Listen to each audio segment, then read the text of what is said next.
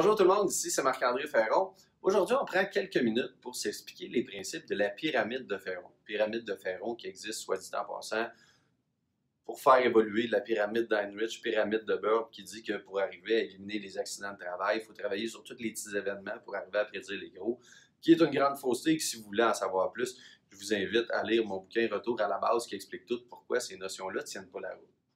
Ce que vous retrouvez là-dessus, par contre, c'est comment assurer votre diligence raisonnable et comment arriver à performer en matière de santé-sécurité en même temps, parce que votre stratégie pour atteindre votre diligence et votre stratégie pour atteindre des performances devraient être exactement la même.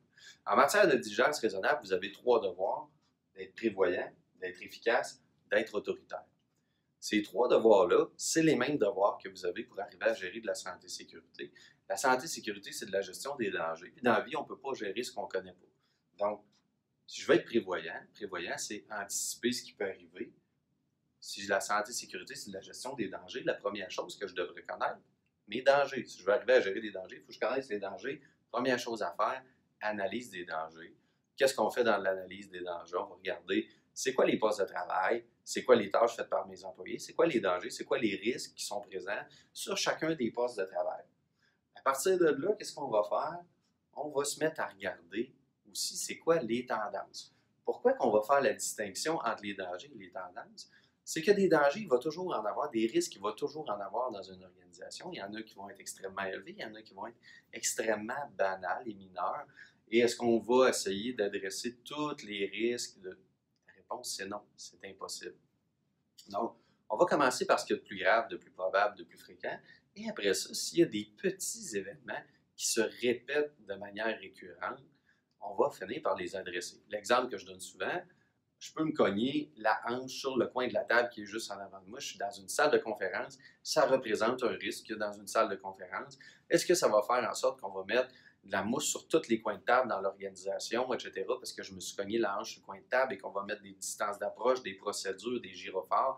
La réponse est non. C'est un risque qui est acceptable. Par contre, s'il y avait 10 personnes dans le mois qui se cognaient la hanche sur le coin de la table parce qu'elle est trop près de la porte, on va la tasser, on va arrondir le coin ou peu importe quoi, mais j'ai une tendance qui va me montrer qu'il y a quelque chose à adresser.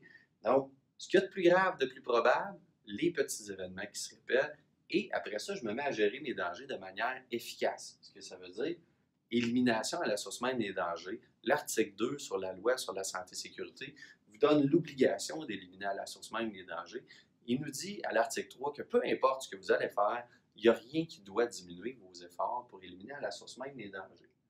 Si vous avez fait ça, qu'il reste encore des dangers, ce qu'on vous dit de faire, la réduction à la source. Vous avez une machine dangereuse, on dit prenez-la, mettez-la dans une cage fermée, barrée, 24 heures par jour, 7 jours sur 7, 365 jours par année.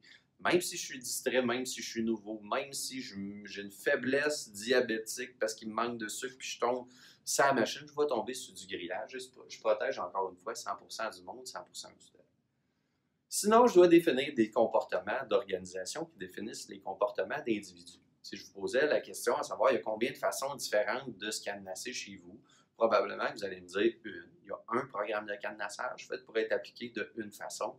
Et c'est la même chose avec tous les programmes qu'il y a chez vous, que ce soit le travail en hauteur, les espaces clos, le travail à chaud, les mesures d'urgence, peu importe quoi. On définit des comportements d'organisation qui définissent les comportements d'individus. Et une chose qui est sûre, c'est que si on n'a pas fait ça et qu'on s'attend que les gens aient les bons comportements, jamais qu'on n'obtiendra rien de ce côté-là. Donc, après ça, je dois m'assurer que c'est efficace. Je dois former les gens, évaluer leur compréhension des formations qu'ils ont eues. Parce que s'ils n'ont pas compris leur rôle, ils ne pourront pas les exécuter. Je dois aller auditer à fréquence déterminée l'exécution, mais aussi l'ensemble de mes programmes. Et à la fin, le dernier devoir à jouer, celui qu'on n'aime pas, mais qui fait partie des responsabilités de gestion, le devoir d'autorité. Et pourquoi vous avez un devoir d'autorité? L'article 217 du Code criminel dit aux personnes qui sont responsables de superviser un travail qu'elles doivent prendre les mesures voulues pour assurer la sécurité d'autrui. Et les mesures voulues, ça passe à quelque part, à un moment donné, par de la discipline, parce que s'il y avait une personne qui faisait une méga niaiserie et que vous êtes la personne en charge de cet individu-là, vous allez être imputé de son accident de travail et allez faire le tour de tous les événements qui sont arrivés dans les 40 dernières années. Il n'y a jamais eu aucun événement qui a eu comme cause le comportement inadéquat du travailleur dans lequel on a envoyé l'avis d'infraction suite à l'accident à l'employé parce qu'il n'avait pas eu les bons comportements et tout ça.